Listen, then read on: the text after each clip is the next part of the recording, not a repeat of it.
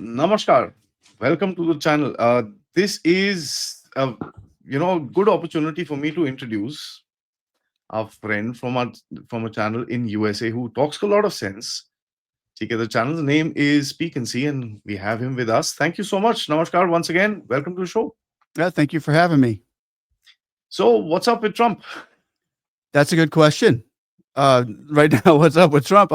Well, he's a businessman, and he's doing a lot of business right now in America. For Donald Trump and his family, they're doing very good right now. They're probably make Donald Trump greater again. It seems to be a thing going around. Right now, we're not sure which direction he's going in a lot of areas. Your one analysis has gone quite popular in India, where you talk about some Saudi backing to stuff in Pakistan, and Asim Munir or Manure, as you like to call him, and his connections to this whole thing. So, would you like to tell us about that? What you dug up? Yeah, well, I watch UFC fights often, and he does quite a bit. They do a lot of those in Saudi Arabia, New Delhi, and I believe they're going to start doing them in Qatar as well. But I noticed when Trump was I was watching the end of an episode one time, and they had Trump sitting next to Elon Musk and this other gentleman, and the announcer said, "We're looking at these three people. We're looking at $1.2 trillion or $1.2 trillion between these three people," which was like, that's a lot of money. It's more than 177 countries have less than that GDP or per year. So there's only 17 countries above that have more than that make more in 1 year. That's services and products in 1 year than these three people sitting down do together. So they could go and basically buy some countries together. So I was like, who's Elon Musk? We all know that one. Donald Trump, we all know him. Who's that other guy? And so, you quick scroll on it, boom, got him. Check him out. And it's Al, I'm saying this right, Rumayyan. Al Rumayyan. He's the Serbian. You might know who he is, actually. He's the the governor of PIF over in Saudi Arabia. Coming to find out, and this was the moment they were together, they saw together, was 2 weeks after Trump's election in November. Okay, so it's 2 weeks afterwards. So Trump's still a regular, normal citizen. He hasn't been inaugurated yet. He can still do his business deals, and he can do whatever he wants to. And that's when he's getting his posse ready, and JFK he had everybody there. But this guy had to, JFK even had to get up and move out of his seat for this guy to come sit down next to Trump. And the further we looked into it, our guys put it together, and it comes to find out that this is the man who's basically Trump is protecting his assets that are in Pakistan, and that has been obligated. They've actually obligated to $25 billion to Pakistan within the next 5 years, and they've given him, I believe, they just gave him in May, $3 billion through the IMF shortly after the Pahalgam attacks, and this is looking to be like the reason he is a key reason why Donald Trump is taking the side of Pakistan over everything. He's taking the side of Pakistan because, first of all, his children's business there, about, I'm sure, Kushner, who they gave $2 billion to for his business to start up, and he wasn't even worth doing that because he didn't know what he was doing. But hey, it's Donald Trump's kid; he needs a job. Here's $2 billion and a company in Saudi Arabia. And since Donald Trump, since 2016, Saudi Arabia has tripled their economy. That's a lot. So we're looking at this, and we're looking at all the Trump deals that are going in between it. And this guy had just met with Asim Munir, not him, his delegation, the PIF delegation. He sent him to Asim Munir to have a huge business transaction being done, which was the $25 billion, which is going to be given to him in increments. And when the Pakistan and India attacks were taking place, and Donald Trump was saying, he was talking to Asim Munir about, and if you heard him in his last video, he said, we were talking to Asim Munir about business deals. Well, it's not Donald Trump's deals that he's protecting here. It wasn't our deals that he was talking about. It was the deals that he's made with Saudi Arabia and the Al Rumayyan. So Donald Trump is protecting the assets of Saudi Arabia. And Rumian is also the governor of the oil, the largest oil manufacturer in Saudi Arabia, and the largest mineral company doing the gold and the copper. And when you look at Balochistan and all the deals that they're making with Balochistan, this guy's got the equipment there. He's ready to go on Balochistan. He's got the oil, and he needs his oil protected. And right now, we went over the math. We did all this. We've done all the data on this, and Russia has cut in about 8% of Saudi Arabia's normally was 70%. Now it dropped to 9%, and then it pumped up back up to 11%. But that's a big cut. They're losing almost 40% of their oil that they used to buy and sell from this Russia and India and China deal. But now they're selling a lot less to China and hardly nothing to Russia, and they're getting fuel from Russia, but not oil. We're talking crude.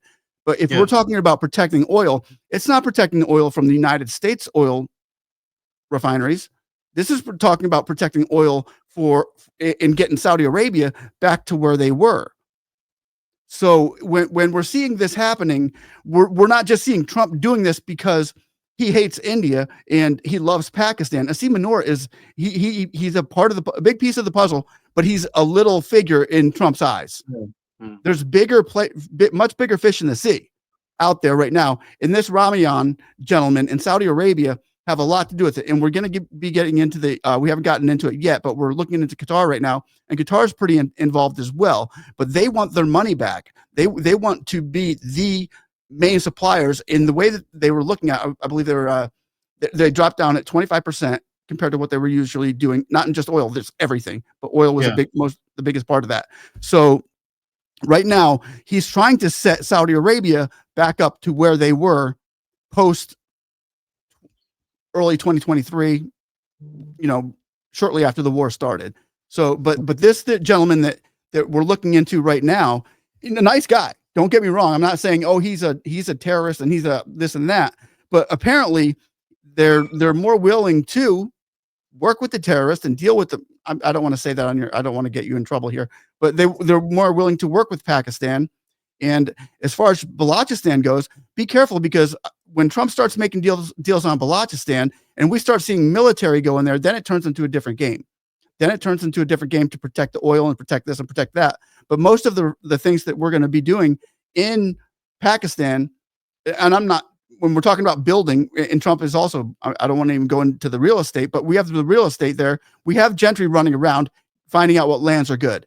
He's taken that part. We have the Witkoffs out there and Sons and Donald Trump and Sons getting the cryptocurrency, which crypto.com just spiked another 40 to 40, I think. So it's gone crazy. My kid's got stock in it. He's happy. But and then so we've got that covered, and we've got that covered. Now what we need covered now is the oil. And this is the oil. So once we're starting to put these pieces together, you've got your land, you've got your minerals, you've got your oil and minerals in Saudi Arabia, and Trump gets a big cut of that. And so does Kushner, but not nearly as much as Saudi Arabia is going to get. And then you've got your real estate, and then you've got your media. Everything together is pointing towards the deep pockets of Saudi and the channel and the funneling going through Pakistan. And Pakistan right now is just getting in their way of what they were doing with the Pahalgam attack.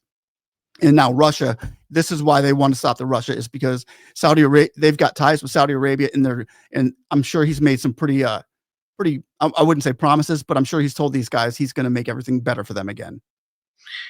One thing is interesting. You mentioned oil, because one of the biggest reasons that I could dig up is that India is the second largest exporter of refined oil in the world today. We don't have our own oil, So, the US is the largest at $117 billion in the year of 2024. Mm-hmm. India was at $70 billion. Mm-hmm. So it seemed like India kind of pushed into the door of the sellers cartel. Oh yeah. Yeah, they did. That's right. What is not being accepted. That's exactly right. And what happened is, when Russia and the war started, what was it called? It was called Special Military Operation. The what? The special military operation. No, no. I was looking more about the OPEC plus. Yeah, okay. The Yeah. OPEC plus that They basically refuse to buy. Saudi Arabia is in charge of, which said, okay, now that Russia is involved in the war, we're not gonna sell oil, or we cannot buy certain amounts of oil from Russia because they're involved in a war, and they're heading this plan. So they've got no choice but to cooperate. So they had to cooperate, and it's basically sanctioning themselves. Is what they were doing. They were having to do. So they had to sanction themselves from buying Russian oil. So the OPEC Plus is screwing them, and it's their own game. So Modi jumps in, and India jumps in and says, "Well, wait, there's oil to be tapped here. Russia has the oil. Our people need it. There's more people over here that need it. We're going to We're going to make sure we don't get a spike in the oil with the prices going way up." And India says, "Okay, we'll cover that." So they said, "Okay, we're going to do that." And India is going to smart move, beautiful move. America would have did it in a heartbeat. America would have jumped on it. Anybody would have did it in a heartbeat. Only if you have the refining capacity. Right, right. But they can get their oil already pre-refined from Russia, can't they? They're You not that see, far. they're not. But the thing is, that's what people didn't want to dock in Russia. Right, right. The But insurance. So the London insurance right. company stopped doing that. That's where India and China created a consortium, and that was there before, but now India and China are doing their own insurance. So India doesn't have any refineries, India or has huge capacities of refineries. so they are refining oil. Huge. We've Oh, got okay. huge capacity. See, that's the advantage that we had, right? When this whole thing happened, as you're saying, we came out and said, listen, we've got the capacity to refine. We'll refine it and send it to you. And Right. that's what the sanctions said, that if the oil is refined, then it's not Russian oil anymore. That sounds fair. So that's But what but we did. but the biggest point of that whole argument is that now that Saudi wants to terminate the OPEC plus again, they want their sales rights back. Trump can't give it to them, No. especially after what he just did with the tariffs against India, because that would be, I mean, he already looks like, a double standard president. So he doesn't want to look like that anymore, which I mean, does he really care what he looks like? Maybe he doesn't care. Maybe he would just do it. But it doesn't matter. India's got their foot too far deep in this game right now just to say, no, we're not going to stop, buying oil from Russia. And even after the war is over, I'm sure there's going to be some pretty good deals for India going on with Russian Done. oil.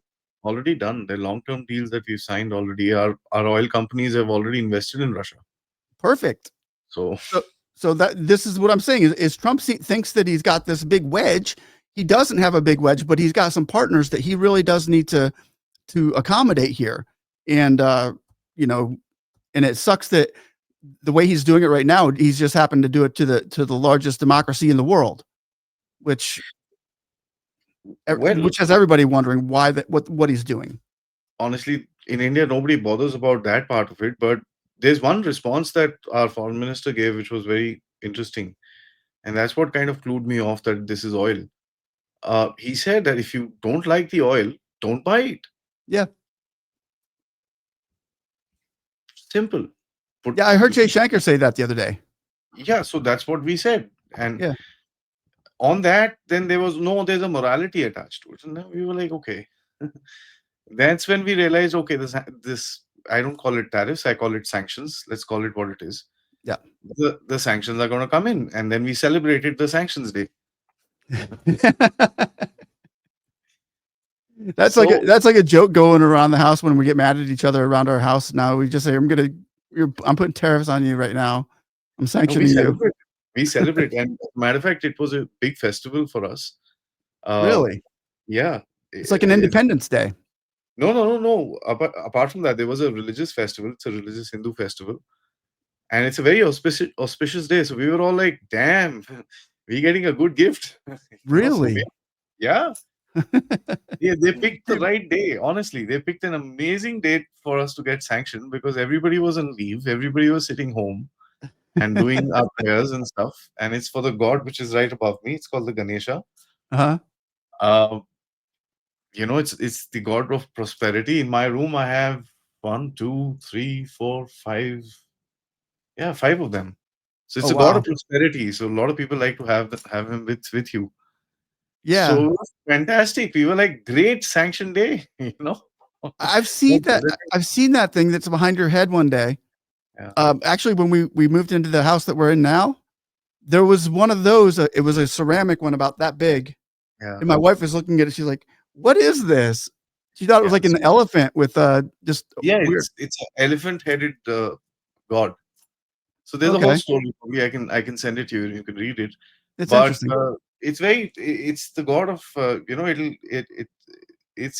it brings a lot of happiness and people celebrate it quite a bit. So and the sanctions came in on the same day. So we were like, fantastic! What better day to get it? You know? That is so interesting. Actually, that happened on that day. Yeah, I mean it was fantastic. All of us, I think, including Modi, would have been laughing. Yeah, Trump really. don't let Trump steal your joy. No, apart from that, like on that day, people give gifts. So this was a gift in a sense to India. We'll have Yeah. some pain, but we'll snap out of it. That's fine. But I want to ask you one thing. Mhm. There is, of course, a continuum, as you call it, within the deep state. They want to keep stuff status quo, not move it too much, because they lose money, right? Mhm. They lose power, they lose money when these shakes happen. Mhm. So how long? And which is there in your uniparty as well, in your Congress and your Senate and everything like that. So do you think they will let him do this? Do what? Do what he's doing in terms of sanctions? Do you think they will let him continue? Uh, I think right now they're testing out the waters. Nobody has tried to put a stop to it. As far as the Congress goes, they could have they could have taken to the floor and stopped them.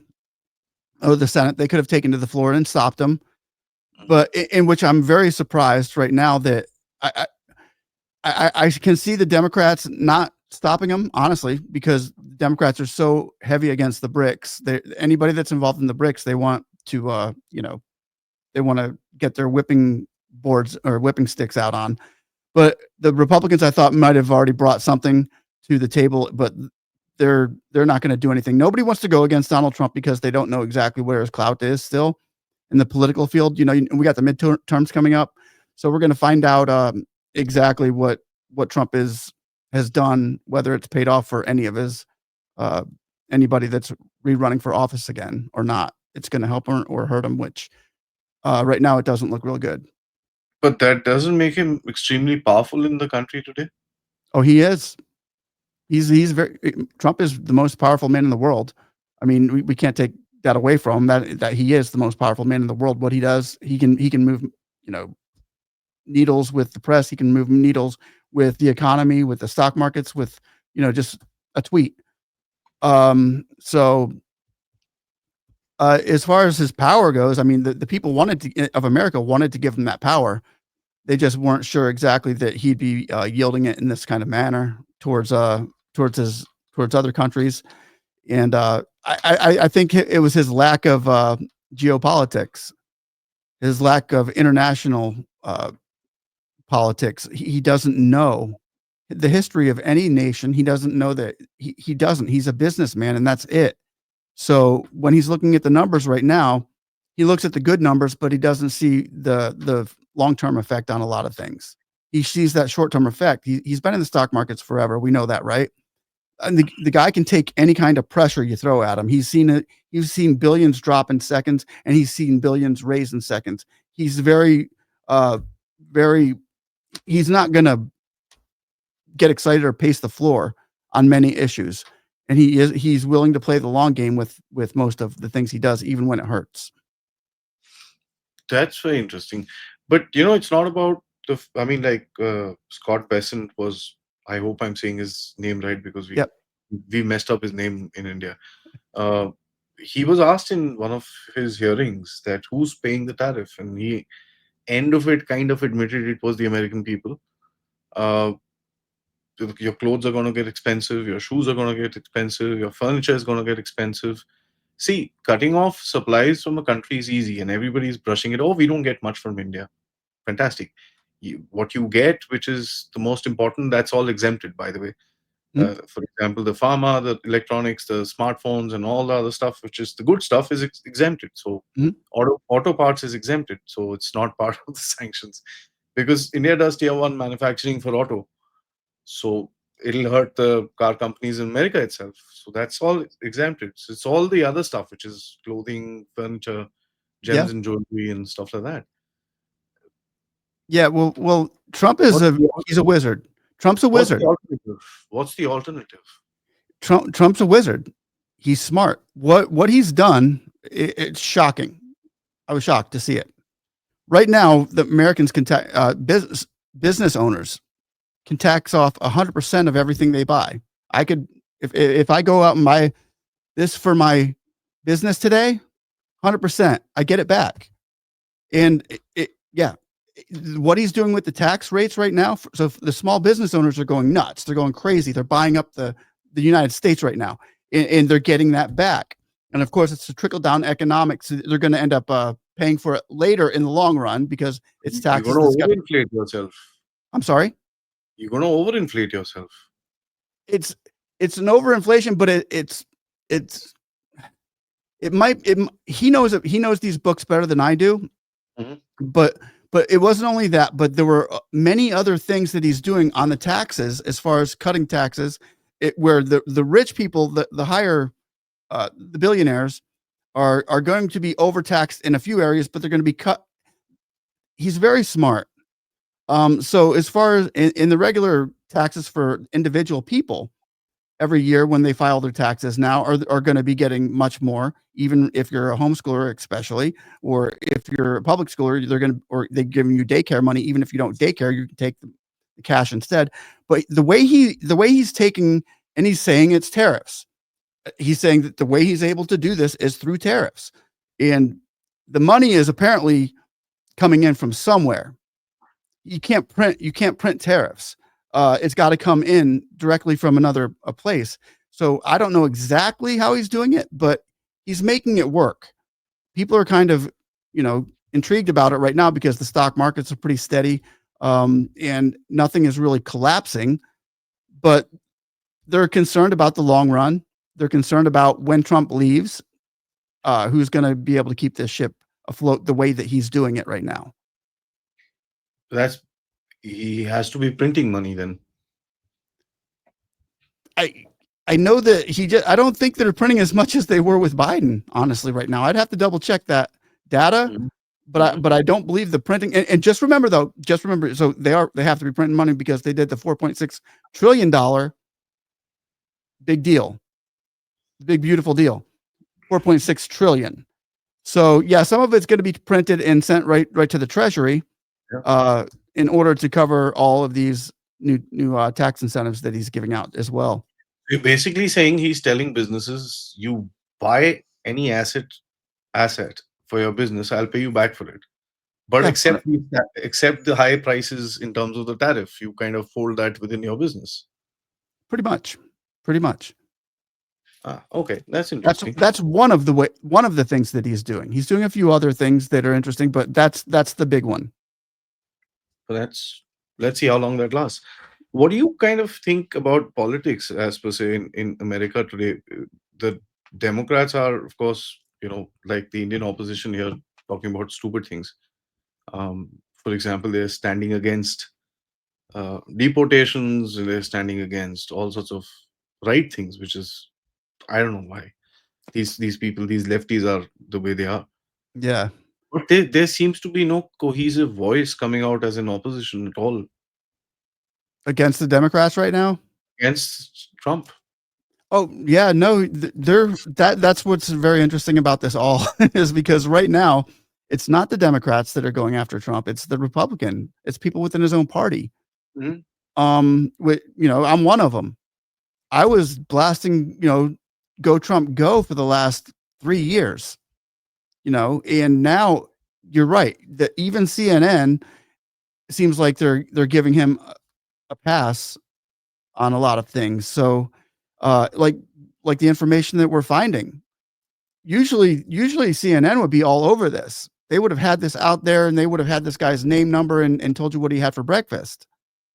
And now it's people like the conservatives that are mad have to go out and collect this data and this information and let the public know that it's kind of even shocking to me. I remember when the Democrats were, before Trump was in 2020, when Trump was going against President Biden, and the Democrats had canceled a lot.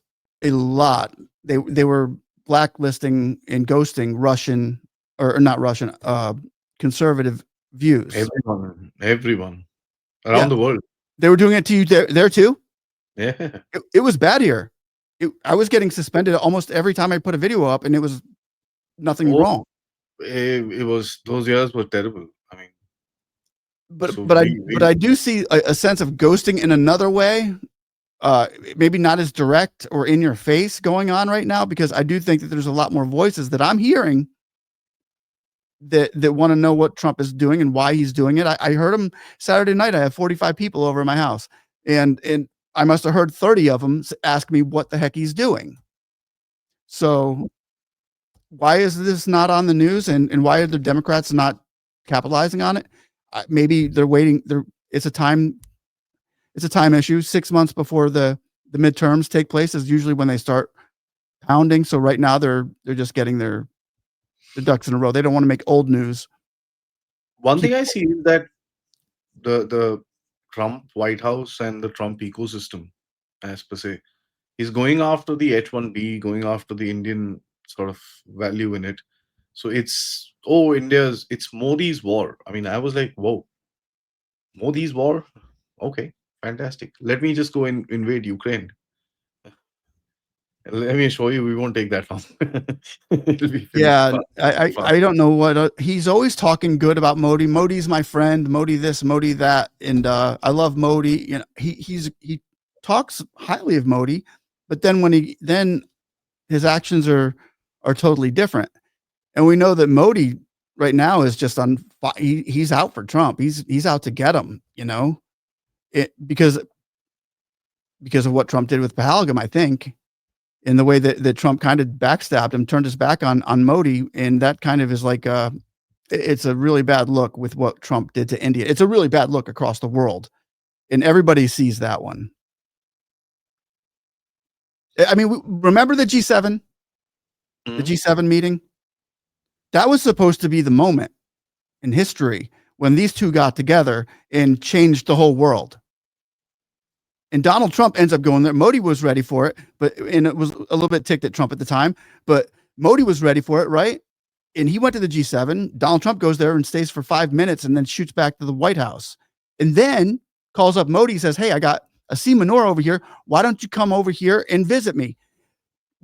I think that right there was the biggest, worst, most stupid mistake he ever has made with India, right there. Like, you're going to invite Modi to your house to meet a man who just is known or responsible somewhat, they think, for killing people. You know, by the way, Asim Munir was in USA some time ago. He was in my city. Yeah. So he was here. He was about 20 miles away.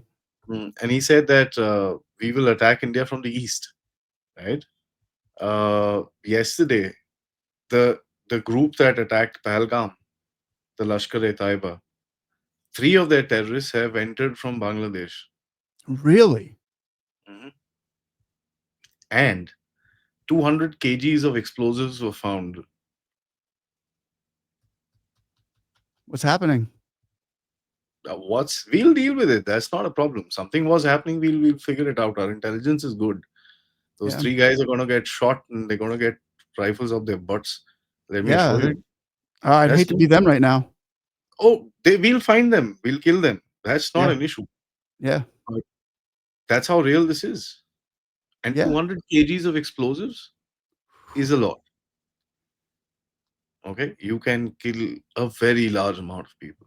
And they were coming in from Bangladesh? Yeah. Bangladesh, Nepal. What's going on in Bangladesh? Bangladesh is terrible. It's an Islamic nightmare. I mean, to be very honest with you, women get raped, they get their throats slashed, thrown in rivers. That's the least that will happen to you Oh, if yeah. you're not a Muslim. Yeah, it's bad. It's really bad there. We I live in Florida. You know that we're a Yeah, pretty conservative state.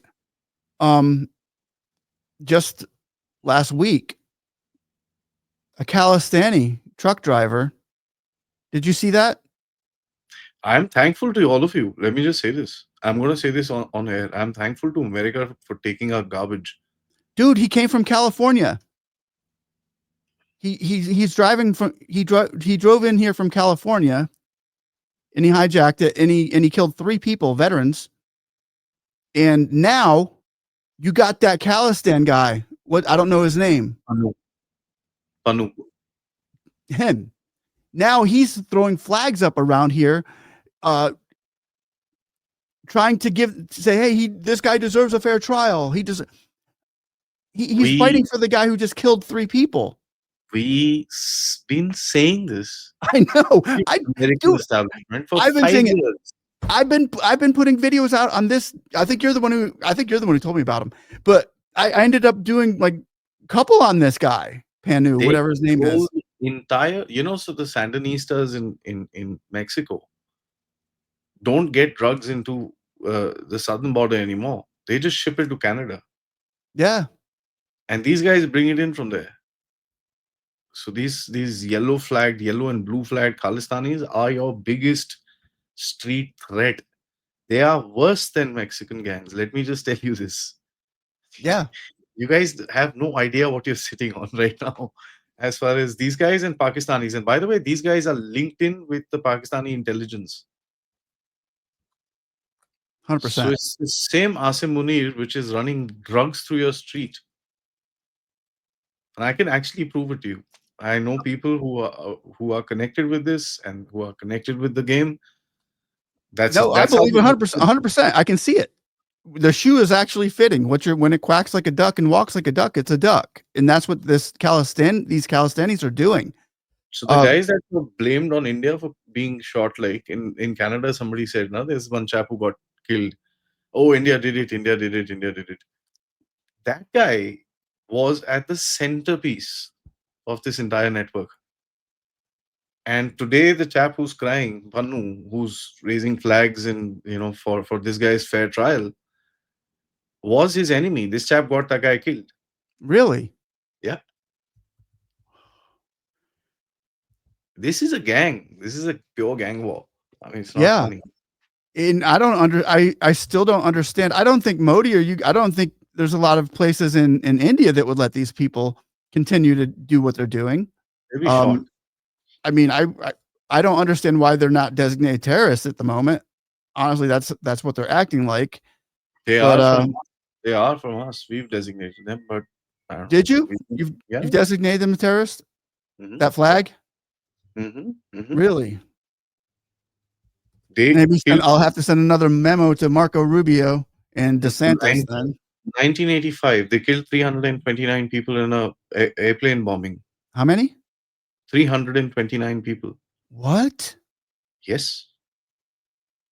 And by the way, the guy who did that, if you go to their places of worship, the guy's posters are all over the place. They pray worship to him.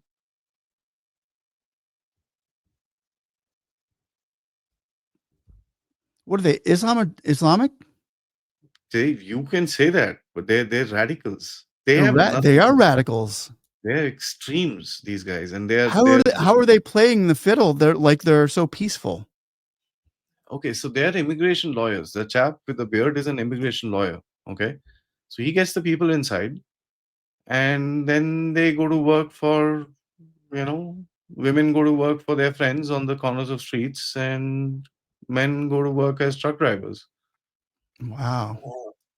So yeah, I did not know he was an immigration lawyer. I knew he was an attorney, but I didn't know it was immigration. But now it makes sense. Immigration lawyer. He's the guy who gets people into Canada and sneaks them into America. Oh wow.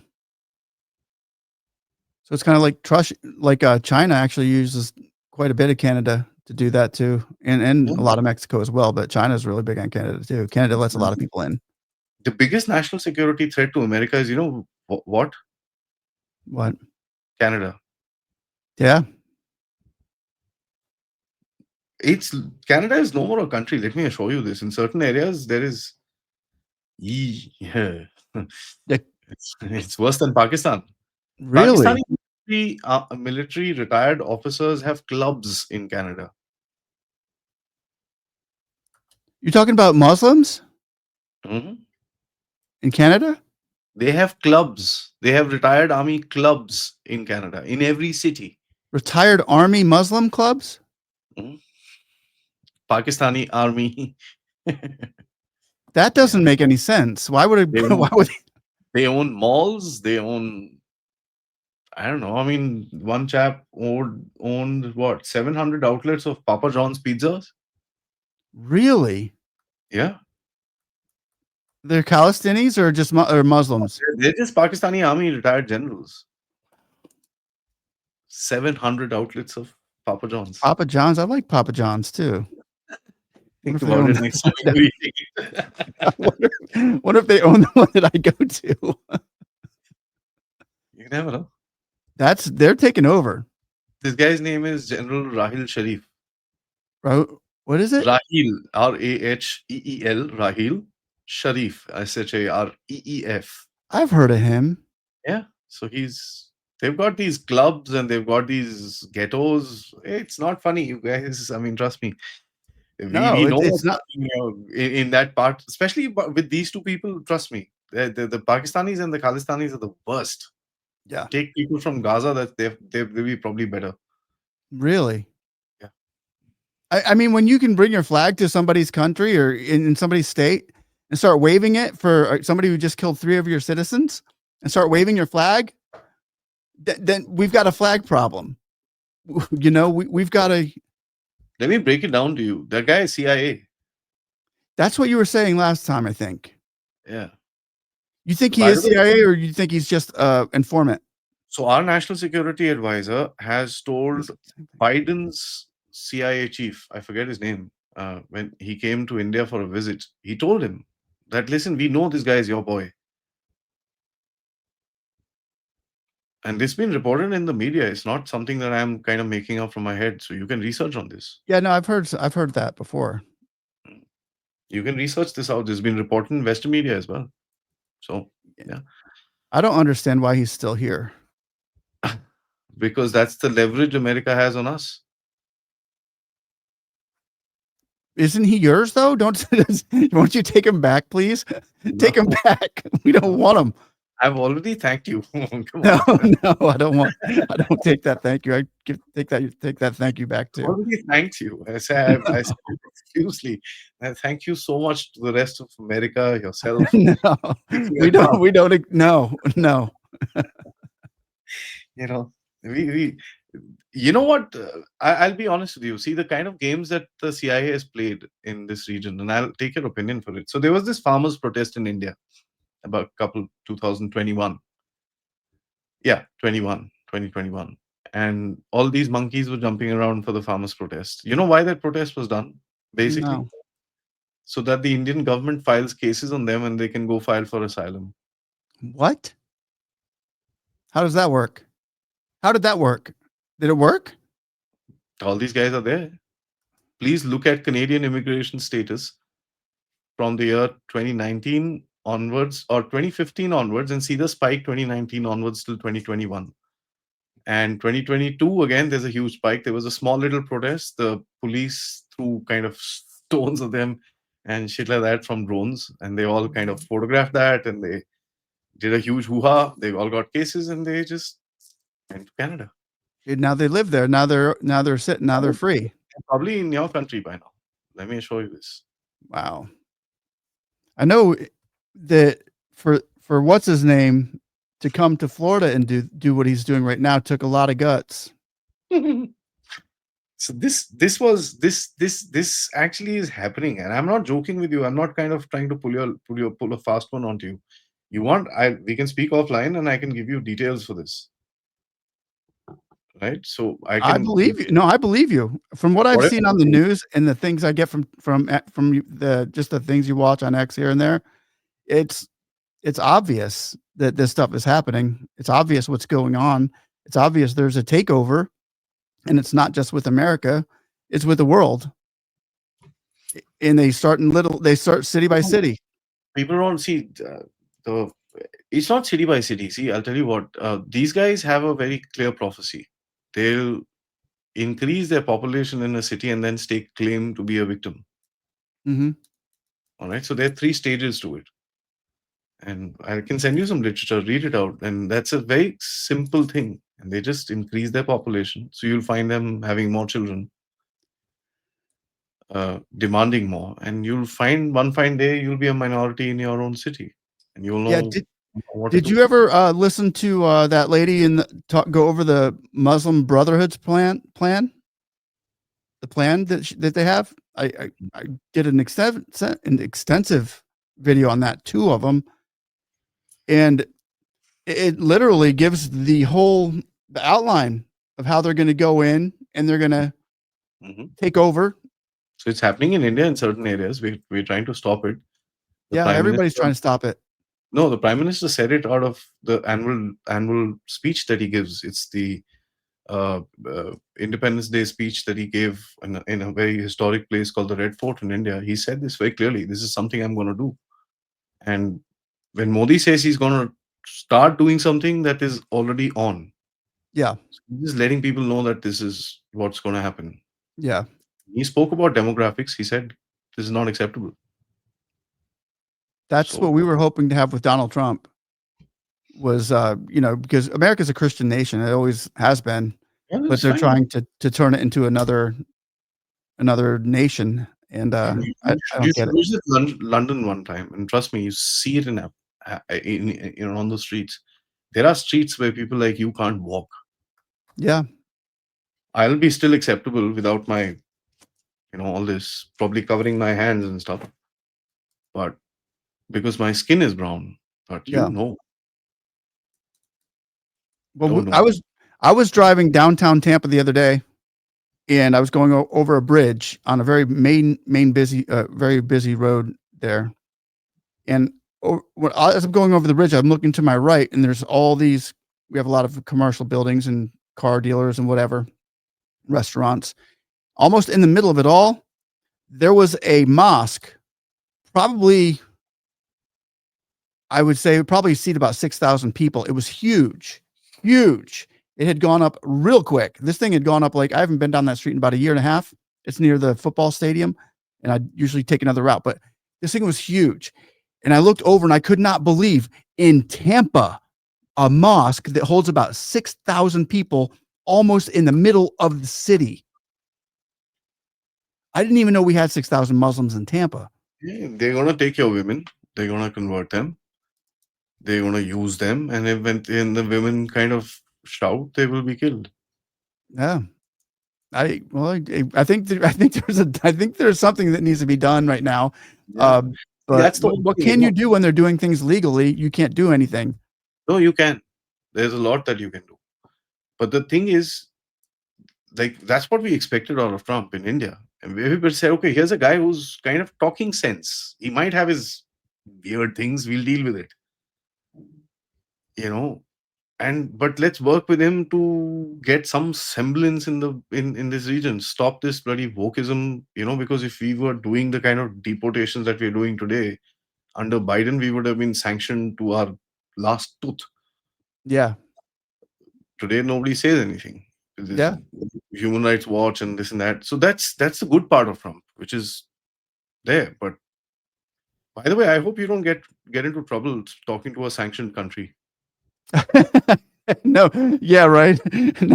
Next time I go to the store, they're gonna put tariffs on me when I walk in. I mean, India is a bad country.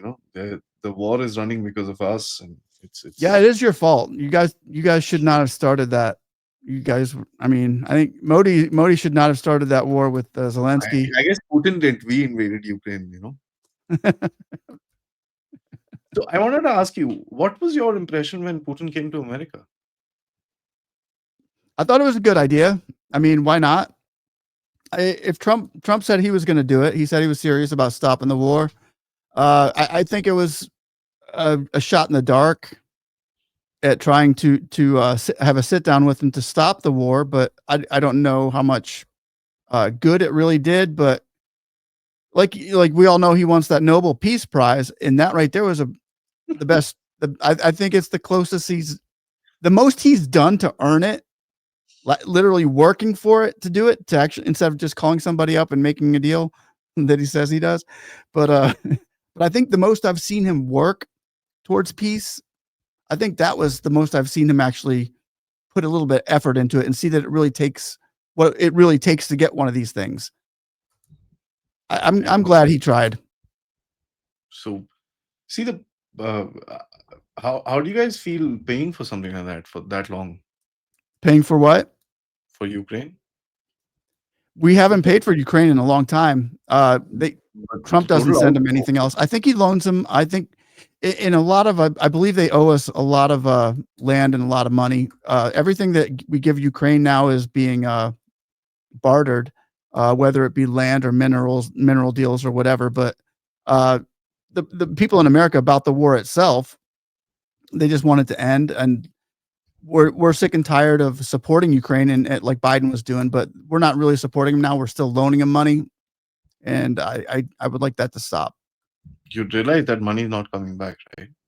Oh yeah, yeah, but the money's not going to come back. But there's other ways to skin a cat. I think there are ways Yeah. that he's going to uh, with That's mineral what, deals and stuff like that. We'll work our way in there. America always does. but you know, Russia is pretty smart that ways as well, and they've done something very interesting which people in America don't talk about. You know, the area where the minerals are, the Russians Yeah, own. where most of the minerals are. Yeah, they got a lot of that, and they're looking to get more of it too. I think they want the other 15 or 20% of that major territory that they took. Russia knows what they're doing, So but what kind Ukraine has of a lot of minerals, and I know America's not going to see a lot of it, but they'll get something back. what kind of meltdown do you see happening in the media when they see Modi, Putin, and Xi together? That's probably tomorrow or day after. It's not really a meltdown. People are just, you got the conservatives saying, "What's he doing with Xi? They hate each other." Blah blah blah. It's politics. Meet and greets. We could make a huge deal about it when Trump meets Putin, and it was really not that big of a deal to most people. It was like, oh, Trump's going to see Putin. Now he's going to, and then Trump, of course, will go see Xi too, and then everybody will be like, "Well, what do you think about this?" It's like everybody meets each other, but what Modi's doing, I think if he can get behind closed doors with Xi, with the president of China, and make some really good deals, that I think that's a great idea. But Russia, China, and India are the biggest part of the BRICS too. So you gotta consider that what they're doing right now is probably more long term than what's just happening now. Why I asked you that is because last time when Modi met Putin and he hugged him, Modi has this thing, he hugs people. Yeah, Man, New York Times, Washington Post, the Germans, the French, the Japanese, they lost their marbles. How is he really. hugging? I was like, I, okay. I'm a Republican, and honestly, most Republicans like Putin. We Yeah, do. I mean, Putin. good guy. I mean, I like Putin.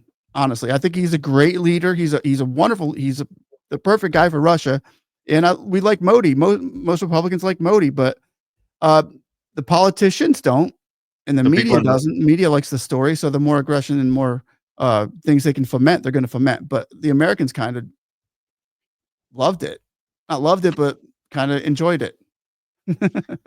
Lastly, let me just ask you this. Do you see any circumstance where he will start getting pushback? Because what I saw in that cabinet meeting, all hail the king. Um, uh, are we going to see more of that? I mean, are people I not going to hope not, be man. That was cringe. what, what the hell is happening? I mean, That's if you notice that Trump doesn't have Trump has employees that mhm. submit to him. If you're not like that, if you don't butter him up, even like Wickoff saying, Oh, and you deserve the Nobel Peace Prize. They made that just for you. You know, you heard him. It was like just the most irritating thing in the world. But that's what Trump expects and wants also from other leaders, world leaders. Yeah. And that's the one thing Modi can't give him. It never has. Modi's always just been a true friend and an honest, genuine person with him. And Trump doesn't want the honest, genuine person. He wants the person to come and submit to him. But I think Trump's politicians are going to start getting sick and tired of having to treat Trump as if he's God, Who's because the he's first not. guy? He's far from it, and he's made a lot more mistakes than God made. Who's the first guy? Who do you think will pop out? That comes against Trump, it's Rand Paul. He's doing it right now. Rand Paul is coming up against Trump in almost everything he does. He's the senator for, I believe, Ohio. No, I'm talking about from his cabinet. He's a Republican senator. Oh, from his cabinet, it'll be the first person he fires. And I think that's probably that could be Wickoff. Wickoff is looking like he's probably the one that doesn't belong there more than anybody, and he has least experience. I think Wickoff could go first. Or Rubio? No, Rubio ain't going nowhere. He can't. He couldn't get rid of Rubio if he even tried. I don't think. Rubio is the. He's probably the most sane one of them all. I like him. He's okay. And he's been able to play Trump like a puppet without bowing to his everything with little nods and things like that. But I think Rubio is way too good. But Rubio is not going to come out and go against Trump at all. But he's the guy without the job, right? Who? He's the Secretary of State, but his dealings are being done by Witkoff. Who? And Rubio. Rubio? No, Rubio's he was the senator of my state. I voted for Rubio 4 times. He's our senator.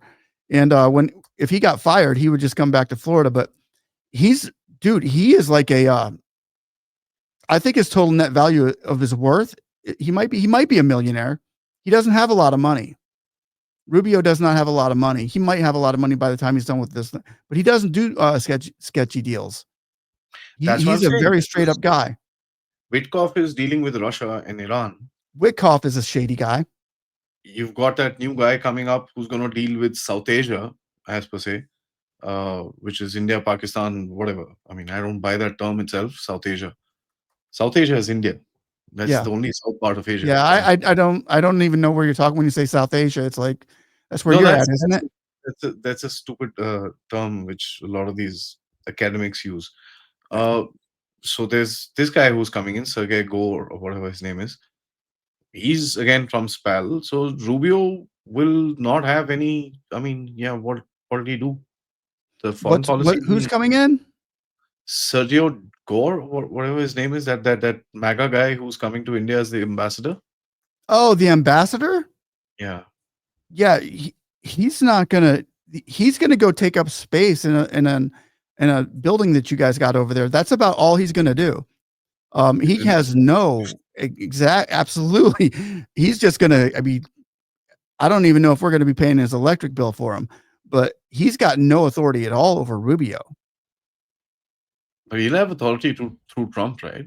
No. He has nothing with Rubio. I mean, an ambassador, you're to deal with maybe the American citizens in India, and you might talk to a few of, he might even meet Jayshankar. I don't even think he might not even meet Jayshankar. That's how low of a nobody meets the last ambassador that was here, Garcetti. We sent him on a food tour of India. You did? Yeah, we nicknamed him Garlic Chutney. Really? Yeah, because that's all he did. An ambassador really doesn't have any political clout. No. They used to be involved in a lot of nonsense in India before. Really? This guy was, yeah. Whenever I look at ambassadors, whether they're in Africa or whether they're in Asia, they're the regime change champions. Trust me. Really? Oh yeah. You guys got a real winner. The guy that we're sending you, he's a real winner. I remember there was an ambassador from Kenya that we had sent over there, Meg Hedman. Hedman, Meg Whitman, and she was actually part of the reason why Ukraine got into the war back in 2014 with shady deals in Russia. And she went over there, and she was a Biden mole. That's all she was. She was a mole for our state, and that's what ambassadors. When we look at them, that's what they're just a mole in there, making sure, trying to get little inside information bits. So But the ambassadors also indulge in political interference. They try and influence elections. They try and do all sorts of stuff. And that's what I think Jaishankar one time said it to somebody in the West. If my ambassador does 10% of what you guys do in my country, you will be up in arms. right, yeah. Yeah, I wouldn't expect too much from this guy coming over there. I don't even expect him getting many pictures with any politicians because he's not very photogenic. Oh, at the moment, people are pissed off. So I don't know how many people will actually meet him. Yeah, I don't think a lot of people should meet him. Honestly, I'd just leave the guy alone and let him spend his time there. Then 3 years, you can kick him out. No, we send people on a food tour of India, like the last Really? guy. Wow. He was sent across everywhere and made to eat. That's all he did. I can picture this guy having a couple balloons and getting some rides around town. That's all the last guy did. So when this guy came in, everybody said, okay, that previous chap likes samosas a lot and garlic chutney. Okay, what do we get ready for this guy? Let's see what we got a lot of food in India. Let's get him ready. Yeah, I don't know where he found this guy. And usually when you find somebody like that, they have a big history. He's supposed to be a Trump close guy. I mean, he's supposed to yeah, have he's Trump's close to he's one of Trump's boys. He's one of the Trump's boys.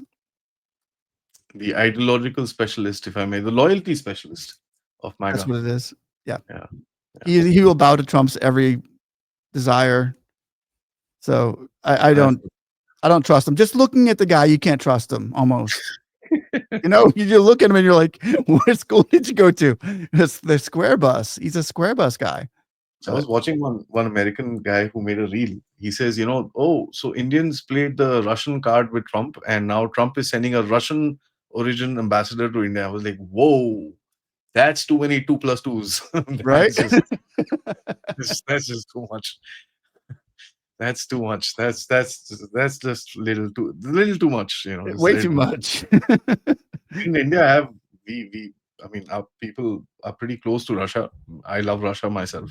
Yeah. Beautiful country. They've always supported us. And so, yeah. Anyways, thank you so much. This was a wonderful talk. Yeah, wonderful it was fun. It was good seeing you again. I got to get you on our show one day. Anytime. Let me know. All right, we'll do. You have my ID. Just let me know whenever.